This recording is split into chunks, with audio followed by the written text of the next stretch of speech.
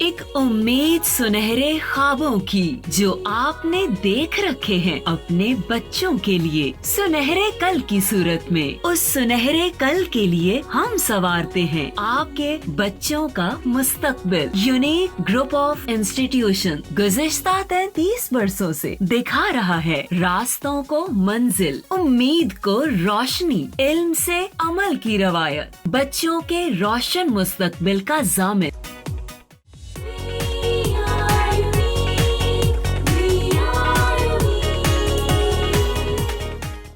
अस्सलाम वालेकुम स्टूडेंट्स, मैं हूँ मिस नाइला शब्बीर और आज लेक्चर नंबर 4 के साथ आपके सामने हाज़िर हूँ। मैं उम्मीद करती हूँ कि आप सब लोग, सब बच्चे अपने अपने घरों में महफूज होंगे और खूब मौज मस्ती जो है वो आप लोगों की जारी है। आप लोगों की मौज मस्ती की रिपोर्ट्स आपके वालिदैन के ज़रिए हम तक आती रहती हैं और मुझे पर्सनली अच्छा लगता है कि बच्चे जब शरारतें करते हैं और जो बच्चों के एक फ़न लविंग बच्चे होते हैं, मुझे बहुत अच्छा लगता है, उन्हें होना चाहिए, क्योंकि इस तरह से बच्चे जो हैं, आप सब बच्चे जो हैं वो एक्टिव रहते हो और जितना फ़िज़िकली आप एक्टिव रहते हो शरारतों में या इधर उधर, आपका माइंड जो है वो एक्टिव रहता है और एक्टिव माइंड ही जो है वो सही तरह से कॉन्सेप्ट्स को सही तरह से दूसरी बातों को समझ सकता है, अंडरस्टैंडिंग उसकी बहुत स्ट्रॉन्ग हो जाती है। तो शरारतें करते रहें, लेकिन ऐसी शरारत ना करें जो शरारत आपके वालिदैन की नाराज़गी का सबब बने या आपके टीचर्स की नाराज़गी का सबब बने। तो मैं उम्मीद करूँगी कि आप लोग शरारतें ज़रूर करेंगे, मौज मस्ती ज़रूर करेंगे, लेकिन साथ साथ अपने वालिदैन की जो बात है वो भी मानेंगे। आपके टीचर्स जो भी बातें आपको बता रहे हैं ऑनलाइन क्लासेस के दौरान, आप उन तमाम बातों पे, उन तमाम नसीहतों पे अमल कर रहे हैं और एक बड़े अच्छे स्पिरिट के साथ आप ऑनलाइन क्लासेस ले रहे हैं और अच्छे से चीज़ों को समझ रहे हैं और याद कर रहे हैं। घरों में रहें, महफूज रहें और जैसे गर्मियों का मौसम है तो जो गर्मियों की नेमतें अल्लाह ताला ने हमें दी हैं, नो डाउट गर्मी बहुत है, लेकिन इसके साथ साथ अल्लाह ताला ने इस मौसम में बहुत ही खूबसूरत सौगातें जो हैं वो हमें दी हैं। मज़े मज़े के फ्रूट्स हैं, आप उनसे इस्तेफ़ादा कर सकते हैं, अपने फ्रूट्स जो हैं जूसेस बना के पिएँ, मिल्क शेक बना के पिएँ, फ्रेश रहेंगे, एक्टिव रहेंगे और एक्टिव रहेंगे तो आप अच्छे से ऑनलाइन क्लास जो है वो ले सकेंगे। तो चलते हैं अपने लेक्चर की तरफ। लेक्चर नंबर है हमारा 4 और क्लास है 9th और टॉप जो सब्जेक्ट है वो है हमारा पाक स्टडीज़ और हम कर रहे हैं chapter number 1, that is ideological basis of Pakistan, यानी पाकिस्तान की नज़रियाती असास। इस चैप्टर के अंदर जो लास्ट हमारे 3 लेक्चर्स हैं उनका एक छोटा सा रिव्यू देना चाहूँगी बिफ़ोर स्टार्टिंग आवर लेक्चर, कि हमने पिछले 3 लेक्चर्स के अंदर हमने नज़रिया को एक्सप्लोर किया था, उसके कॉन्सेप्ट को समझा था, हमने उसके जो सोर्सेज थे हमने उसको एक्सप्लोर किया था, उसके बाद हमने उसकी सिग्निफिकेंस देखी थी। देन हम मूव कर गए थे आइडियोलॉजी ऑफ पाकिस्तान पे, तो we have done the meanings of ideology of Pakistan और डिफरेंट डेफिनेशन जो थी वो हमने उनको एक्सप्लोर किया था। उसके बाद हमने क्या किया था, उसके बाद हमने डिफरेंट रेफरेंसेस दिए थे, जैसे इस्लामिक वैल्यूज़ का, मुस्लिम रिफॉर्मर्स का और सोशल एंड कल्चरल स्टेटस जो था या जो कंडीशंस थी मुस्लिम्स की, उनके पॉइंट ऑफ व्यू से हमने आइडियोलॉजी ऑफ पाकिस्तान को समझा था। अब आज जो हमारा लेक्चर है उसके अंदर हमारे पास टॉपिक है elements of ideology of Pakistan, यानी नज़रिया पाकिस्तान के अनासर। हम नज़रिया पाकिस्तान को तो बहुत अच्छी तरह समझ गए हैं, अब हमने देखना यह है कि नज़रिया पाकिस्तान को मज़ीद एक्सप्लोर करना है, मज़ीद इन डेप्थ जाना है कि वो कौन कौन सी वैल्यूज़ थी, वो कौन कौन से एलिमेंट्स थे, वो जो कौन से ऐसे एलिमेंट्स थे जिनको हम होल्ड करना चाहते थे और चाहते थे कि ये एलिमेंट्स मौजूद होने चाहिए जहाँ पे मुसलमान रहें। तो ये एलिमेंट्स तभी मौजूद हो सकते थे जब मुसलमान जो हैं वो एक अलहदा रियासत लेते, क्योंकि इन्हीं एलिमेंट्स की अदम मौजूदगी ने ही बरे सग़ीर के जो मुसलमान थे या रहनुमा थे उनको ये सोचने पे मजबूर कर दिया था कि बरे सग़ीर के मुसलमानों का हिंदुओं के साथ रहना अब मुश्किल है। तो वो अपनी बका के लिए, अपनी शनाख्त को बरकरार रखने के लिए उनके लिए क्या ज़रूरी है, अलहदा वतन हासिल करना, सेपरेट होमलैंड। बात करते हैं नज़रिया पाकिस्तान के अनासिर की, तो नज़रिया पाकिस्तान के अनासिर जो हैं वो कुछ इस तरह से हैं कि सबसे पहले हम बात करते हैं अकायद की। अकायद के साथ इबादात आती हैं, अरकान इस्लाम आते हैं, कानून की हुक्मरानी आती है, अख़ुवत व मसावात की बात आती है, عدل و انصاف کی بات آتی ہے. یہ وہ تمام باتیں ہیں جو ہم اپنے پریویس لیکچر میں جن کا حوالہ دے رہے تھے. وہ لیکچر کے اندر ہم نے باتیں کیا کی تھیں؟ یہی باتیں کی تھیں کہ یہ وہ تمام چیزیں تھیں. جیسے قائد اعظم نے کہا تھا کہ اخوت یا عدل و انصاف یہ ہماری تہذیب کا حصہ ہیں, یہ بنیادی باتیں ہیں, اور ہندوؤں کے ساتھ رہتے ہوئے ہم ان باتوں کو پہ عمل نہیں کر پائیں گے. تو یہی وجہ ہے کہ بر صغیر کے مسلمان جو ہیں وہ علیحدہ وطن حاصل کریں. آج ہم سب سے پہلے دیکھیں گے تعارف کے اندر آپ یہ ساری باتیں لکھیں گے کہ جو نظریہ پاکستان ہے اس کی تھوڑی سی ڈیفینیشن لکھ دیجئے گا.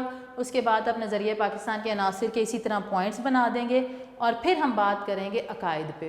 عقائد کیا ہیں؟ سب سے پہلی بات, عقائد عقیدہ کی جمع ہے. ہمارا عقیدہ کیا ہے؟ ہمارا عقیدہ یہ ہے کہ اللہ تعالیٰ اس کائنات کا خالق و مالک ہے, اور ہم اس بات پہ مکمل کامل یقین رکھتے ہیں کہ اللہ تعالیٰ ہی ان اللہ علی کل شیء قدیر ہے, کہ اللہ تعالیٰ ہی ہر چیز پر قادر ہے, وہ خالق و مالک ہے اس کائنات کا. اور ہم اس کے جو بتائے ہوئے احکامات ہیں, جو انبیاء کرام کے ذریعے اللہ تعالیٰ نے ہم تک پہنچائے احکامات, ان پر صدقے دل سے, سچے دل سے جو ہے ہم یقین رکھتے ہیں, عمل کرتے ہیں. عقیدہ کیا اندر کیا بات آتی ہے؟ سب سے پہلا جو عقیدہ ہے وہ عقیدہ توحید ہے. جیسے کہ لاسٹ لیکچر میں میں نے بات کی تھی کہ پاکستان کا مطلب کیا؟ لا الہ الا اللہ. یہ وہ نعرہ تھا جس نے بر صغیر کی جو مسلمانوں کی آواز تھی, ان کا جو مقصد تھا یا ان کی جو ڈیمانڈ تھی, وہ پوری دنیا تک پہنچائی. تو عقائد کے اندر کیا کیا چیزیں شامل ہیں؟ سب سے پہلے توحید شامل ہے. توحید کیا ہے؟ اللہ تعالیٰ کو ایک ماننا, یکتا ماننا. God is one, He is all alone. ٹھیک ہے, no one is his partner, کوئی اس کا پارٹنر نہیں ہے. سورۃ اخلاص آپ سب کو پتہ ہے, آپ سب کو آتی بھی ہوگی. اگر ہم آپ اس کو ایکسپلور کریں تو اس کے اندر عقیدہ توحید کی بڑے اچھے طریقے سے وضاحت کی گئی ہے. پھر بات آتی ہے عقیدہ رسالت کی. اللہ تعالیٰ نے 1,24,000 پیغمبر جو ہیں وہ انسانوں کی رہنمائی کے لیے زمین پہ اتارے تھے, اور ان تمام انبیاء کرام پر ایمان لانا, اللہ تعالیٰ کو ان کے پیغمبر سمجھنا, یہ ہمارا عقیدہ ہے.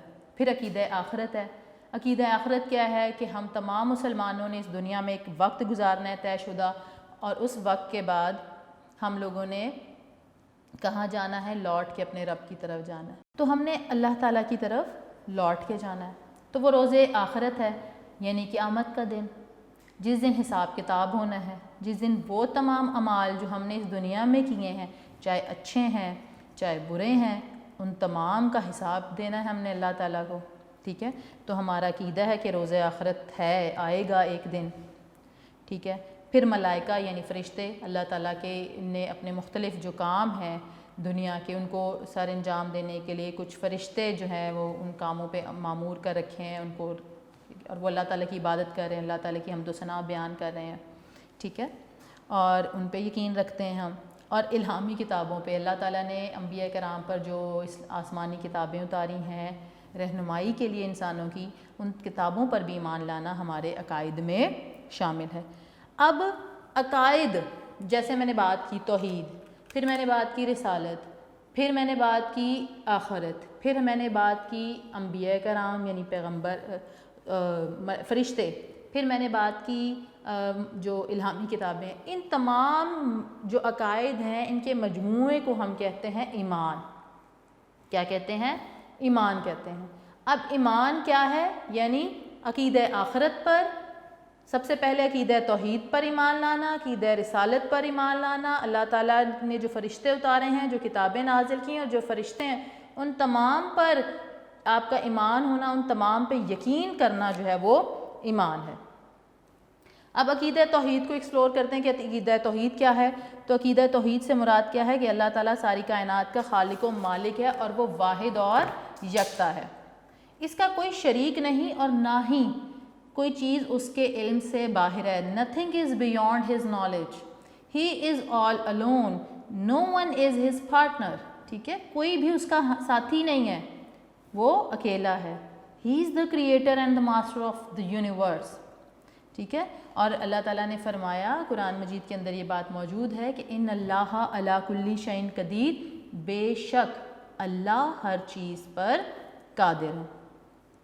یعنی کوئی شے اس کی قدرت سے باہر نہیں ہے. یہ سورۃ بقرہ کی آیت نمبر 20 کے اندر اللہ تعالیٰ فرماتے ہیں، اور اللہ تعالیٰ اسی سورۃ بقرہ کی آیت نمبر 30 کے اندر فرماتے ہیں کہ میں زمین میں اپنا نائب بنانے والا ہوں، یعنی کہ ہم انسانوں کی حیثیت اللہ تعالیٰ کے نزدیک کیا ہے کہ ہم اللہ تعالیٰ کے نائب ہیں، اور اس لیے تمام مسلمانوں پر اللہ تعالیٰ کے احکامات کے اکارڈنگ عمل کرنا بہت ضروری ہے۔ اللہ تعالیٰ کے قادر مطلق ہونے اور انسان کے نائب ہونے کے عقیدے سے یہ بات خود بخود واضح ہو جاتی ہے کہ ہم انسان اپنی طاقت کی حد تک عمل پر قادر ہیں، لیکن اصل حاکمیت، اصل قدرت کس کے ہاتھ میں؟ اللہ تعالیٰ کے ہاتھ میں۔ تمام اقتدار اعلیٰ کا مالک کون ہے؟ اللہ تعالیٰ۔ اور اللہ تعالیٰ جو ہے وہ جو کوئی بھی احکام انہوں نے دیے ہیں، ہم انسانوں کا فرض یہ ہے کہ ان احکامات پر عمل کریں۔ ہم انسان اپنی طاقت کے مطابق عمل کریں اور اس کا نتیجہ، اس کا فیصلہ خدا تعالیٰ کے ہاتھ میں چھوڑ دیں۔ اس کے بعد بات آتی ہے عقیدہ رسالت کی۔ تو عقیدہ رسالت کا مطلب کیا ہے؟ کہ تمام رسولوں پر ایمان لانا۔ تو دائرہ اسلام میں آنے کے لیے لازم یہ ہے کہ رسالت کو دل و جان سے تسلیم کیا جائے، اور اس بات کو صدقے دل سے اس کا اقرار کیا جائے کہ اللہ تعالیٰ نے مسلمان لوگوں کی، انسانوں کی ہدایت کے لیے انبیاء کرام بھیجے تھے، اور ان انبیاء کرام کا جو مقصد تھا، ان کا مقصد صرف انسانوں کو رہنمائی دینا تھا۔ اور ہمیں چاہیے کہ ہم کسی بھی حوالے سے، کسی بھی اعتبار سے اس بات پہ شک و شبہ نہ کریں، کسی بھی قسم کا کوئی شک دل میں نہ پالیں، ٹھیک ہے؟ اور قرآن مجید، اسوہ حسن رسول جو حضور صلی اللہ علیہ وآلہ وسلم کی تعلیمات ہیں، ان کو ہدایت کا ذریعہ مانتے ہوئے، اور حضور صلی اللہ علیہ وآلہ وسلم کو اللہ تعالیٰ کا آخری نبی مانیں، اور اس بات کا صدق دل سے اقرار کریں کہ اللہ تعالیٰ نے حضور صلی اللہ علیہ وآلہ وسلم کو آخری نبی بنا کر بھیجا تھا، اور حضور صلی اللہ علیہ وآلہ وسلم کے بعد دنیا میں کوئی اور نبی نہیں آئے گا۔ یہ عقیدہ رسالت کا لازمی جزو ہے، اور جو کوئی بھی اس بات سے انکار کرے گا وہ مسلمان نہیں ہے، ٹھیک ہے؟ تو کیا ہے ہمارے دو اہم عقیدے کہ عقیدہ رسالت پر ایمان رکھنا، یقین رکھنا، اور عقیدہ توحید پہ۔ سب سے پہلی بات عقیدہ توحید آتی ہے، اور اس کے ساتھ ہی کنیکٹیوٹی میں آ جاتا ہے عقیدہ رسالت۔ تو یہ تو ہو گئے یہاں پر عقائد کی ہماری بات ہو گئی۔ کون سے دو ہم نے عقیدے بات کر لیے؟ عقیدہ توحید اور عقیدہ رسالت۔ اب بات ہم کرتے ہیں عبادات۔ عبادات کے اندر پلرز آف اسلام یعنی ارکان اسلام کا ہم حوالہ دیں گے اور بات کریں گے۔ بنیادی طور پہ جو مذہب ہوتا ہے وہ عقائد اور عبادات کا مجموعہ ہوتا ہے، ٹھیک ہے؟ اس کے اندر کچھ عقائد ہوتے ہیں اور کچھ عبادات ہوتی ہیں مخصوص جو ہم نے کرنی ہوتی ہیں۔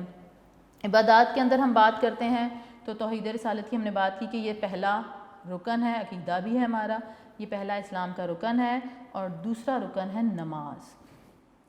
اور نماز وہ عبادت ہے جس کا ذکر اللہ تعالیٰ نے قرآن مجید کے اندر بار بار کیا ہے، اور یہ کہا ہے کہ مقررہ وقت میں جو بھی وقت طے کیا گیا ہے نماز کا، اس وقت پہ، اس مقررہ ٹائم پہ، فکس ٹائم پہ آپ اپنی نمازیں ادا کریں۔ اللہ تعالیٰ نے قرآن مجید میں ارشاد فرمایا، یہ سورۃ نساء کی آیت نمبر 103 میں پڑھنے لگی ہوں، اس کا ترجمہ ہے، بے شک نماز کا مومنوں پر اوقات مقررہ میں ادا کرنا فرض ہے۔ دراصل نماز قائم کرنا دین اسلام کو قائم رکھنے کا وہ نمونہ ہے جس کا مظاہرہ ہر روز ہوتا ہے۔ ہم پر، مسلمانوں پر دن میں 5 وقت نماز پڑھنا فرض ہے، اور 5 وقت میں جب ہم اللہ تعالیٰ کے حضور سجدہ ریز ہوتے ہیں اور اللہ تعالیٰ کی پاکی بیان کرتے ہیں، حمد و ثنا بیان کرتے ہیں، تو اللہ تعالیٰ ہم سے بہت خوش ہوتے ہیں کہ میرا بندہ تو میرے آگے جھکا ہوا ہے، میرا بندہ تو میری تعریف کر رہا ہے، میری پاکی بیان کر رہا ہے۔ تو یہ اللہ تعالیٰ کی اطاعت ہے۔ ہم کسی کی اوبیڈینٹ جب ہوتے ہیں تو ہم اس کی بات مانتے ہیں۔ تو اللہ تعالیٰ نے ہمیں کہا ہے کہ نماز ادا کرو، اور قرآن مجید میں بار بار حکم دیا ہے، تو ہمیں اس کا حکم ماننا چاہیے۔ اور پھر ہم بات کرتے ہیں، تیسرا رکن ہمارے پاس زکوٰۃ ہے۔ زکوٰۃ جو ہے وہ مالی عبادت ہے، اور زکوٰۃ ایک ایسی عبادت ہے جس کے اندر دولت جو ہے وہ چند ہاتھوں میں اکٹھی نہیں ہوتی، بلکہ وہ پورے معاشرے میں گردش کرتی رہتی ہے۔ چند ہاتھوں میں اگر دولت اکٹھی ہو جائے گی تو پھر تو وہ لوگ امیر ہوں گے تو غریبوں کا خیال نہیں رکھیں گے۔ تو اسلام نے کیا اصول بنا دیا؟ زکوٰۃ۔ جو امیر لوگ ہیں وہ اپنے مال میں سے ایک فکسڈ نصاب ہے، یعنی کہ آپ اپنے مال کے اندر سے کچھ جو اللہ تعالیٰ نے بتایا ہوا ہے اس میں سے آپ نے 2.5% کی ریشو ہے، آپ سب کو پتہ بھی ہے، 2.5%، تو یہ جو شرح ہے اس کے اکارڈنگ آپ نے زکوٰۃ اپنے مال میں سے دینی ہوتی ہے۔ اور اس کا مقصد یہ ہوتا ہے کہ وہ غریب لوگ جو کہ افورڈ نہیں کر سکتے ہیں بنیادی ضروریات کو پورا کرنا، ان لوگوں کی وہ بنیادی ضروریات آپ کے اس زکوٰۃ کے پیسوں سے پوری ہو جائیں۔ تو اسی لیے کہا گیا کہ زکوٰۃ ایک مالی عبادت ہے، اس سے دولت چند ہاتھوں میں اکٹھی نہیں ہوتی بلکہ گردش میں رہتی ہے اور غریب طبقے تک پہنچ جاتی ہے، اور بالآخر اگر اس عمل کو شفاف طریقے سے کیا جائے تو بالآخر کیا ہوتا ہے کہ غربت جو ہے معاشرے سے وہ ختم ہو جاتی ہے۔ پھر بات آتی ہے ہمارے پاس چوتھا رکن آتا ہے روزہ۔ روزہ جو ہے وہ ایک بدنی عبادت ہے، اور روزہ جو ہے وہ بھی بہت ہی بڑا اظہار ہے ایک طرح کا اللہ تعالیٰ کی اطاعت کا، اور اللہ تعالیٰ کی اور بندے کے درمیان جو ایک قربت ہے، ایک کنیکٹیوٹی ہے، وہ روزے سے ظاہر ہوتی ہے۔ اب آپ سب بچے ماشاءاللہ سے روزہ رکھتے ہیں، 9th کلاس ہے، بڑے ہو گئے ہیں، روزہ رکھنا چاہیے، آپ سب پہ فرض بھی ہے۔ تو جب آپ روزہ رکھتے ہیں تو کبھی بھی ہمارے دل میں یہ خیال نہیں آتا کہ ہم کمرے میں اکیلے جا کے بیٹھ جائیں اور چپکے سے کچھ کھا پی لیں، ہمیں بھوک لگ رہی ہے، نہیں، کیونکہ ہمیں یہ اچھی طرح پتہ ہوتا ہے، اس بات کا بہت اچھے سے اندازہ ہوتا ہے کہ اللہ تعالیٰ ہر جگہ موجود ہیں، اور یہ چونکہ میرا اور میرے اللہ کا معاملہ ہے، اس لیے اس کے اندر کوئی بے ایمانی نہیں کر سکتا میں، اور مجھے اللہ تعالیٰ دیکھ رہے ہیں۔ تو ہم کیا کرتے ہیں؟ اپنی بھوک پیاس کو برداشت کرتے ہیں، صرف کس لیے؟ جسٹ ٹو پلیز اللہ تعالیٰ کے اچھے بندے بننے کا ثبوت دیتے ہیں، ہونے کا ثبوت دیتے ہیں کہ ہم اللہ کے اچھے بندے ہیں، کیونکہ ہم اس کا کہنا مان رہے ہیں، ٹھیک ہے؟ اور اللہ تعالیٰ نے فرمایا بھی ہے کہ روزہ جو ہے اس کا اجر میں ہی دوں گا۔ اس کے بعد ہمارے پاس آخری جو رکن ہے وہ آ جاتا ہے حج۔ حج جو ہے وہ صاحب استطاعت، یعنی وہ پیپل ہو کین افورڈ، جن کے پاس اتنا پیسہ ہے، آج کل کے زمانے کے حوالے سے بات کروں گی، وہ افورڈ کر سکتے ہیں، تو زندگی میں ایک دفعہ حج جو ہے وہ ضرور کریں۔ اور جب حج کے موقع پہ دنیا بھر کے مسلمان، ٹھیک ہے، وہ ایک ہی صف میں کھڑے ہو جاتے ہیں اور وہاں جا کر ایک زبان ہو کے وہ پکارتے ہیں لبیک اللہم لبیک، اے اللہ تیرا بندہ حاضر ہے، میں حاضر ہوں، تو وہ اس بات کا ثبوت ہے کہ مسلمانوں میں اتحاد ہے، اتنا بڑا اجتماع ہے، لیکن وہ سب کس کو پکار رہے ہیں؟ لبیک اللہم لبیک، یعنی اپنے خدا کو یاد کر رہے ہیں، اس کو پکار رہے ہیں۔ تو یہ بھائی چارے اور اتحاد کی ایسی مثال ہے جو پوری دنیا میں ہمیں نہیں ملتی۔ اب یہاں تو آپ کو یہاں تک تو سمجھ آ گیا ہوگا کہ اسلام کے اندر جو عقائد ہیں وہ کیا ہیں، اور عبادات یعنی ارکان اسلام کیا ہیں، آپ نے ان کو سمجھ لیا ہوگا۔ اب بات کرتے ہیں ہم رول آف لاء کی۔ رول آف لاء کا مطلب ہوتا ہے قانون کی حکمرانی، یعنی قانون کا بالا تر ہونا۔ کسی بھی جگہ پہ، کسی بھی سوسائٹی کے اندر قانون موجود ہونا ضروری ہے، کیونکہ قوانین جو ہیں وہ انسان کی زندگی میں نظم و ضبط پیدا کرتے ہیں، اور اگر نظم و ضبط نہیں ہو تو انسان کی جو زندگی ہے یا کسی بھی معاشرے کے اندر اس کا جو بقا ہے لوگوں کا، مشکل ہو جاتا ہے، ٹھیک ہے؟ تو قرآن کی جو قانون کی حکمرانی ہے وہ اسلام کے نظام کی اہم خوبی ہے، اور قرآن مجید میں ہی ہمیں ایسے ایسے قوانین بتائے گئے ہیں جن پہ عمل پیرا ہو کے ہم اپنی زندگیوں کو بہت اچھے طریقے سے گزار سکتے ہیں۔ ہمیں یہ بتایا گیا ہے ہمارے مذہب میں، کیا تصور دیا ہے کہ قانون کا سرچشمہ جو ہے وہ اللہ تعالیٰ ہے۔ قرآن مجید، حضور صلی اللہ علیہ وآلہ وسلم کی سنت، یہ دونوں چیزیں ہمارے لیے قانون کی حیثیت رکھتی ہیں، ہمارے لیے ایک ضابطے کی حیثیت رکھتی ہیں، اور ان دونوں سے رہنمائی حاصل کر کے انسان جو ہے وہ اپنا بھرپور کردار ادا کر سکتا ہے، اس مقصد کو حاصل کر سکتا ہے جس مقصد کے تحت اللہ تعالیٰ نے اسے دنیا میں بھیجا ہے۔ اسلام کے اندر قانون کی حکمرانی اس طرح سے ہے کہ اگر کوئی بادشاہ ہے وہ جرم کرتا ہے تو قانون کی نظر میں وہ مجرم ہے، اگر کوئی غریب غلام جرم کرتا ہے تو وہ بھی قانون کی نظر میں مجرم ہے۔ یہ نہیں اسلام کہتا کہ یہ بادشاہ ہے تو اسے چھوڑ دو، یہ غلام ہے تو اسے پکڑ لو، نہیں، اسلام کہتا ہے کہ قانون کی نظر میں غلام اور بادشاہ ایک ہی ہیں، ٹھیک ہے؟ اور کیونکہ اسلام کے اندر، جیسے کہ ہم نے اپنے لاسٹ لیکچر میں بات کی تھی کہ جمہوریت نظریہ پاکستان کا حصہ ہے، روح ہے، تو اسلام ہے نظریہ پاکستان، تو اسلام جو ہے، اسلام کے نظام کے اندر ہمیں جمہوریت جو ہے وہ اس کی پروموشن، اس کی روح نظر آتی ہے، اور حکمرانوں کے درمیان جو باہم مشاورت ہے، آپس میں ایک دوسرے کے ساتھ مشورہ کر کے جو فیصلے کیے جاتے ہیں ان کی پابندی کرنا جو ہے وہ بہت ہی زیادہ ضروری ہے، اور یہ ہمارے مذہب کے اندر یہ چیزیں صدیوں سے پریکٹس کی جا رہی ہیں۔ شرط کیا ہے کہ تمام فیصلے قرآن و سنت کی روشنی میں ہوں۔ جیسے میں نے بھی پہلے بھی بات کی تھی کہ اسلام جو ہے، Islam is a complete code of life. جب اسلام ایک ایسا مذہب ہے جو زندگی کے تمام پہلوؤں کا احاطہ کر رہا ہے، تو ہمیں اپنے تمام مسائل کا حل کہاں سے ملے گا؟ اسلام سے ہی ملے گا۔ تو اسلام کے اندر ایسے قوانین موجود ہیں جو کہ انسانی مسائل کو حل کرنے میں، انہیں سیدھی راہ دکھانے میں مددگار ثابت ہوتے ہیں۔ نیکسٹ ہے جی ہمارے پاس اخوت و مساوات، اور وہ ہے جی ایکویلٹی اینڈ بردرہڈ، فرٹرنٹی بھی کہا جاتا ہے، اخوت کو ہم فرٹرنٹی بھی کہتے ہیں۔ اسلامی معاشرے کے اندر اخوت اور مساوات کو بہت ہی زیادہ اہمیت حاصل ہے۔ اب اخوت اور مساوات کیا ہیں؟ بھائی چارہ، برابری، ایک دوسرے کو برابر سمجھنا کہ میں بھی انسان ہوں، یہ بھی انسان ہے، ہم سب آدم کی اولاد ہیں، اور اسلام میں تو ہر مسلمان ایک دوسرے کا بھائی بھائی ہے۔ جب ریاست مدینہ منورہ میں اسلامی ریاست قائم ہوئی تو آپ سب کو یاد ہوگا، آپ نے بچپن سے یہ بات سنی بھی ہوگی کہ حضور صلی اللہ علیہ وآلہ وسلم نے وہاں پہ جو ایک بھائی چارے کا نمونہ ہمارے سامنے پیش کیا، وہ آج بھی ہمارے لیے ایک ہدایت کا ذریعہ ہے، ایک روشنی ہے۔ اور وہ مثال کون سی ہے؟ جب ایک انصار کا ہاتھ پکڑا اور ایک مکہ کے مہاجر کا ہاتھ پکڑا، اور ان دونوں کے ہاتھ ملا دیے اور کہا کہ آج سے تم بھائی بھائی ہو۔ تو یہ جو مثال تھی اس نے کیا ثابت کیا رہتی دنیا کو کہ ہاں مسلمان جو ہیں وہ صرف مذہب کی بنیاد پہ ایک دوسرے کے بھائی بھائی ہیں۔ تو ان سارے مدینہ نے اخوت و بھائی چارے کا وہ ثبوت دیا جو آج تک کہیں نہیں ملا۔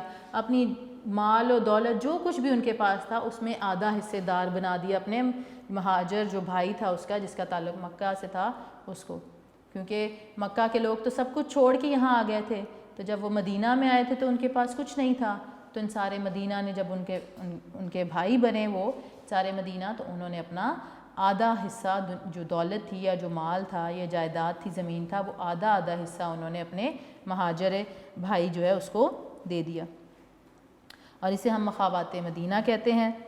اسلام جب نہیں تھا، اسلام کی آمد سے پہلے بہت ہی زیادہ کمی تھی ایسے اصولوں کی، ٹھیک ہے؟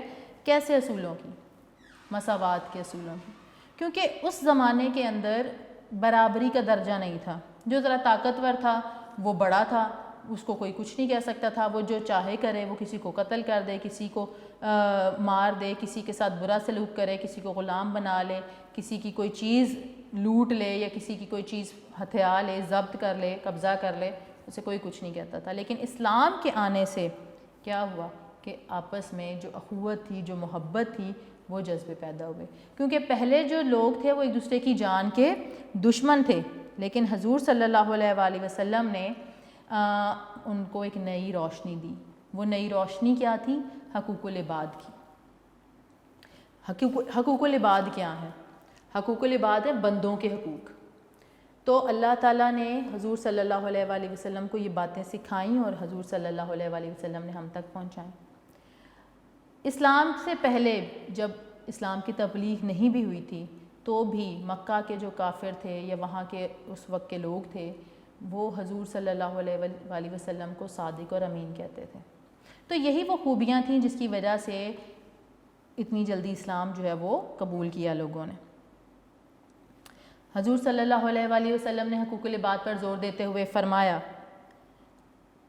کہ آپ یتیموں سے اچھا سلوک کریں، بیواؤں سے اچھا سلوک کریں، بے کسوں سے اچھا سلوک کریں، ٹھیک ہے، اور ناداروں پر شفقت کرنے کی تلقین کی۔ یعنی کہ یہ وہ طبقہ جو محروم ہے، وہ طبقہ جو کمزور ہے، اس سے محبت کریں، اس کے ساتھ اچھا سلوک کریں، تو اللہ تعالیٰ آپ کو اس کا ریوارڈ ضرور دے گا، ٹھیک ہے۔ اور آپ حضور صلی اللہ علیہ وآلہ وسلم نے لوگوں کو زندگی بسر کرنے کا ضابطہ دیا کہ آپس میں محبت سے رہو، اخوت سے رہو، بھائی چارے سے رہو، مساوات کی فضا قائم ہو۔ اور پھر حضور صلی اللہ علیہ وآلہ وسلم نے زکوٰۃ کا نظام متعارف کروایا، ٹھیک ہے، خیرات کے نظام کو جو اصول ہیں وہ وضع کیے۔ اس کے علاوہ جو ایک بڑی امپورٹنٹ چیز تھی سود، ناحق کسی کا مال کھانا، تو اس کو سختی سے منع کیا اور حرام قرار دیا کہ سود جو ہے وہ اسلام میں حرام ہے۔ اور یہ بھی بات کہی حضور صلی اللہ علیہ وآلہ وسلم نے کہ اسلام کے اندر دوسروں کے استحصال، یعنی کہ ہم دوسروں کے ساتھ زیادتی نہیں کر سکتے، ان کا حق نہیں مار سکتے۔ تو سود یہی ہوتا ہے کہ کسی کا حق مارنا، تو ہم کسی کا حق نہیں مار سکتے کیونکہ اسلام کے اندر ایسی لوٹ کھسوٹ کی اجازت نہیں ہے۔ پھر اخوت جب ہمیں اس بات کا درس دیتی ہے کہ ہم آپس میں محبت کے ساتھ رہیں، بھائی چارے کے ساتھ رہیں، ہم کسی کے حقوق نہ چھینیں، کسی کمزور کے اوپر ظلم نہ کریں، اور حضور صلی اللہ علیہ وآلہ وسلم نے بڑے خوبصورت انداز میں اخوت کو بیان کرتے ہوئے کہا کہ تمام مسلمان جو ہیں وہ ایک دوسرے کے بھائی ہیں، یعنی کہ ایک مسلمان دوسرے مسلمان کا بھائی ہے، وہ اس کے ساتھ دھوکہ نہیں کرتا، وہ اس کے ساتھ خیانت نہیں کرتا، وہ اس کی غیبت نہیں کرتا۔ غیبت کا مطلب یہ ہے کہ چغلی نہیں کرتا، بیک بائٹنگ نہیں کرتا، اس کے خلاف باتیں نہیں کرتا اس کی پیٹھ پیچھے۔ اور ساتھ ہی ساتھ حضور صلی اللہ علیہ وآلہ وسلم نے فرمایا کہ کینہ سے، بغض سے اور حسد سے دور ہو۔ کینہ کیا ہے کہ دل میں آپ دل میں کسی کے لیے آپ نفرتیں پیدا کرتے رہتے ہو، ٹھیک ہے، اور بظاہر آپ اچھے بنے رہتے ہو، تو یہ منافقت ہے، اور اسلام کے اندر ایسی چیزوں کی کوئی گنجائش نہیں ہے۔ اس لیے تمام مسلمانوں کو چاہیے کہ وہ آپس میں اتفاق سے رہیں، متحد رہیں، ایک دوسرے کی مدد کریں۔ اور اسی بات کو علامہ اقبال شاعر مشرق نے بڑے خوبصورت شعر میں پریزنٹ کیا اور کہا کہ ایک ہی صف میں کھڑے ہو گئے محمود و ایاز، ایک ہی صف میں کھڑے ہو گئے محمود و ایاز، نہ کوئی بندہ رہا اور نہ کوئی بندہ نواز۔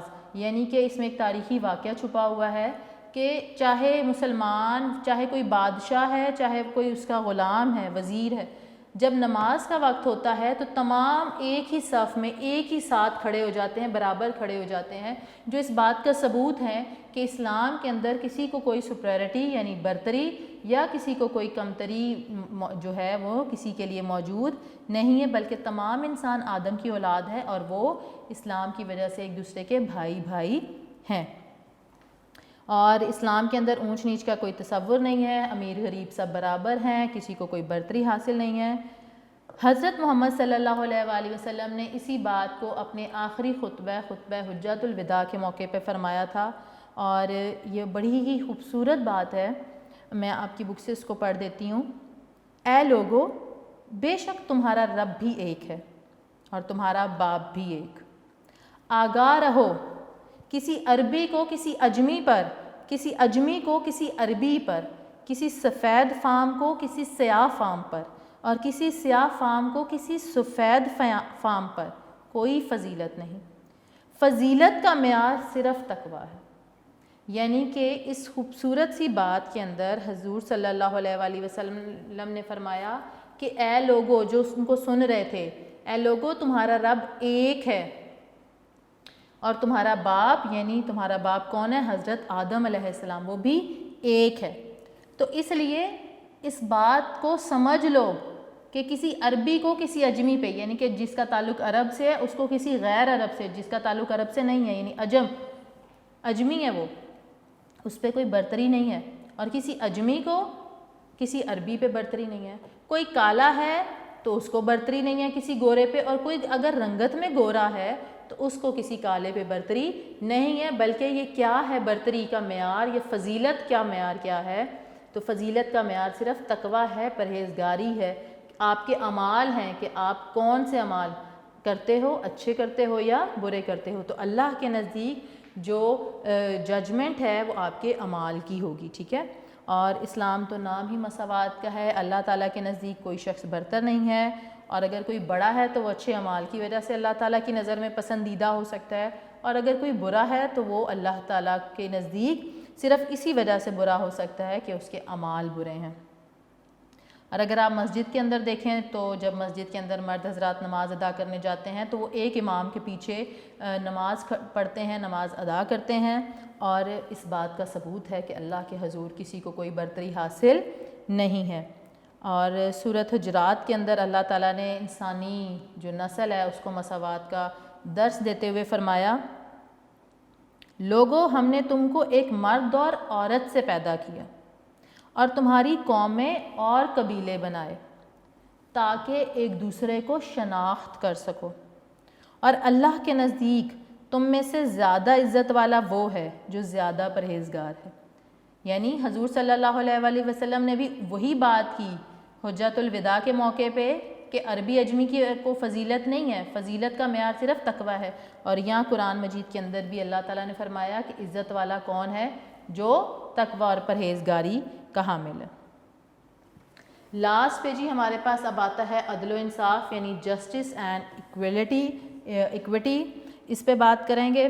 یہ وہ تمام اقدار ہیں، یہ وہ تمام عناصر ہیں جو کہ نظریہ پاکستان کی بنیاد ہیں، کیونکہ ہم نے یہ کہا کہ نظریہ پاکستان نظریہ اسلام ہے، تو نظریہ پاکستان اگر نظریہ اسلام ہے تو اسلام جو ہے وہ ان تمام عناصر پر مشتمل ہے، جس کے اندر عقائد، عبادات، قانون کی حکمرانی، اخوت و مساوات اور عدل و انصاف شامل ہیں۔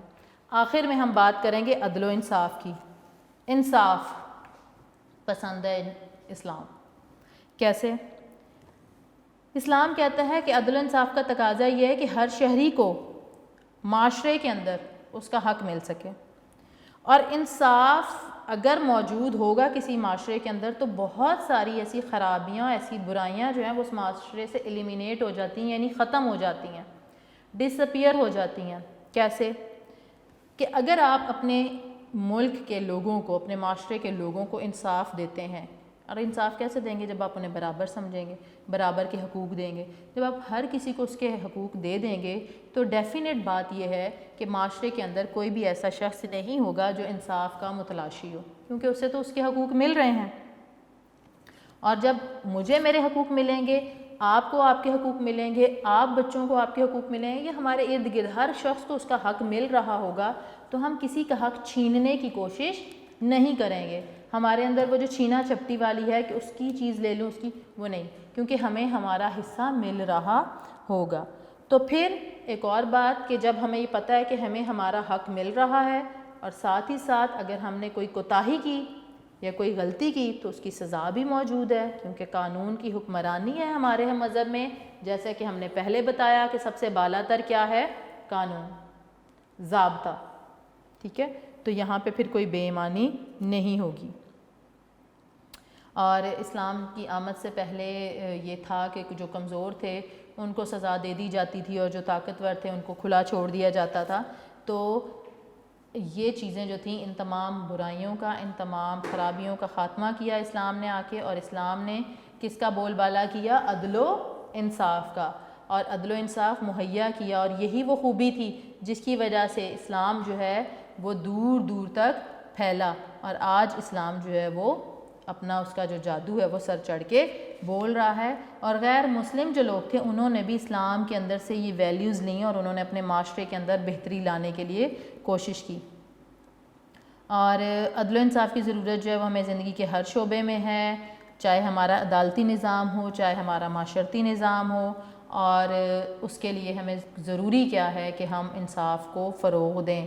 انصاف کو فروغ دینے کا مطلب یہ ہے کہ ہم ہر انسان کو، ہر شہری کو برابر کا درجہ دیں، اس کے لیے بنیادی حقوق جو ہیں حکومت وہ مہیا کرے، اور اگر ہر شخص کو اس کے بنیادی حقوق مل رہے ہوں گے اور اس کو اس کا حصہ مل رہا ہوگا تو ڈیفینیٹ بات یہ ہے کہ وہ کسی بھی طرح کی کوئی کوتاہی نہیں کرے گا، کسی بھی طرح کا کوئی جرم نہیں کرے گا۔ اور ہاں، اگر کوئی اس طرح کی حرکت کرتا ہے اور لالچ میں آتا ہے تو اس کے لیے سزا جو ہے، قانون جو ہے وہ موجود ہے، تو اس کا مطلب یہ ہے کہ یہاں انصاف ہے۔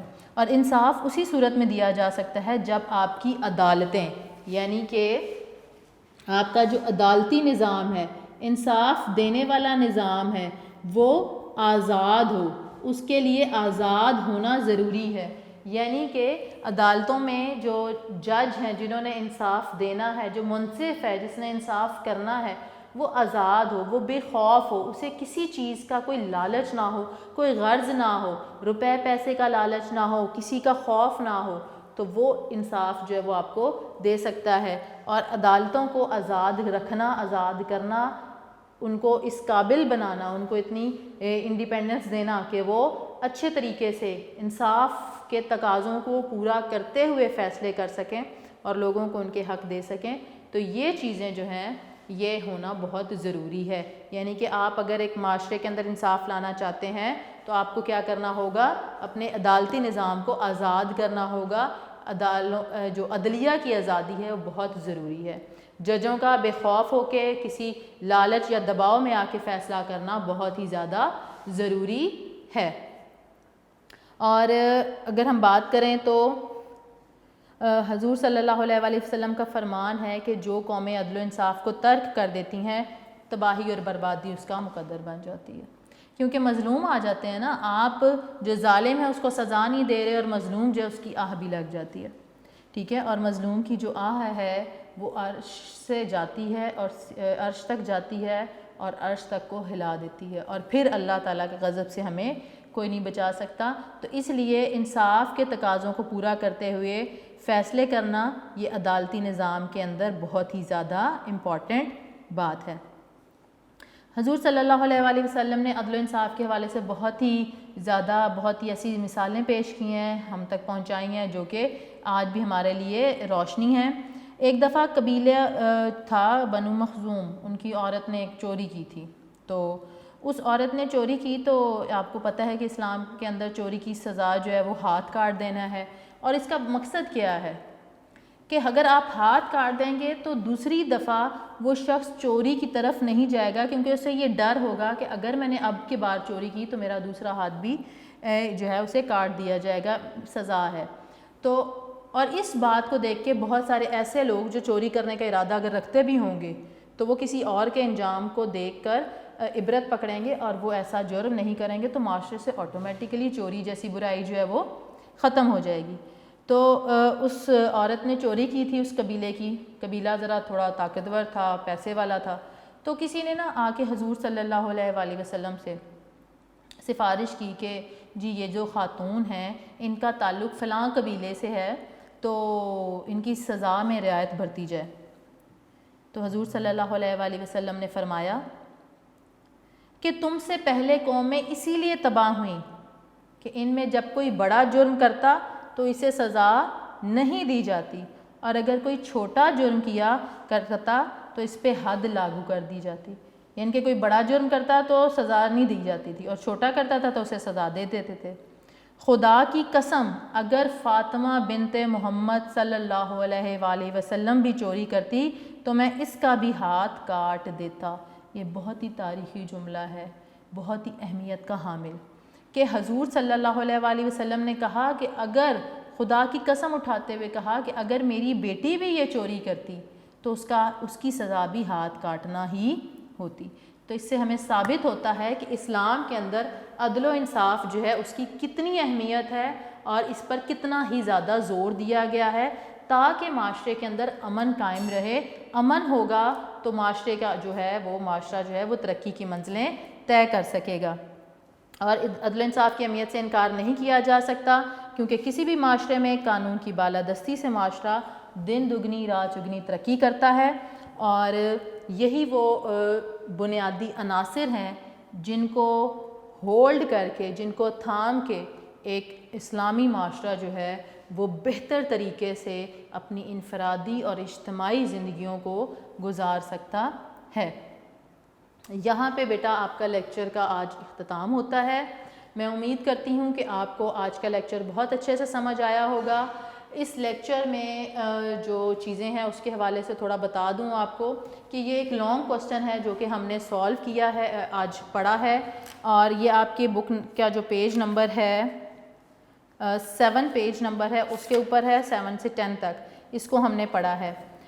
آپ کو میں نے لیکچر نمبر 2 کے اندر اسائنمنٹ دی تھی کہ آپ نے کچھ شارٹ کوسچنز یاد کرنے ہیں اور کچھ MCQs یاد کرنے ہیں, اور ایک لانگ کوسچن تھا اس کے حوالے سے بات کی تھی کہ وہ یاد کرنا ہے.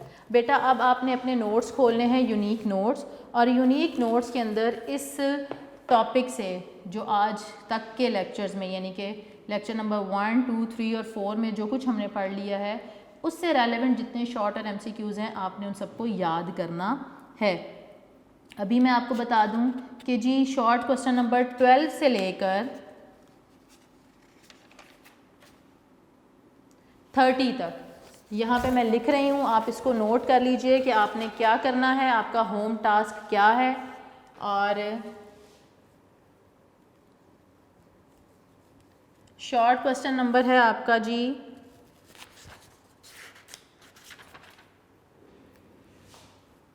12 اور 12 ٹو شارٹ کوسچن بنتے ہیں آپ کے 30 تک.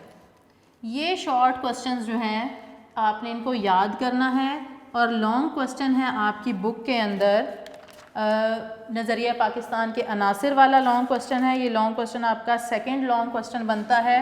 آپ نے اس لانگ کوسچن کو اچھی طرح سے یاد کرنا ہے.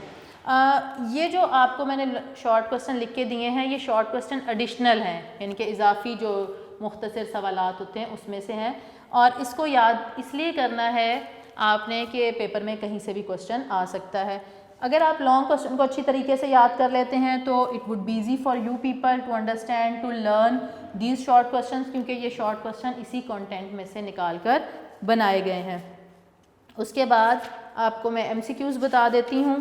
تو MCQs جو ہیں وہ آپ کے نوٹس میں سے موجود ہیں 40. یہ جی MCQs نمبر ہے آپ کے MCQ نمبر 40, اور 40 سے یہ ہے جی 61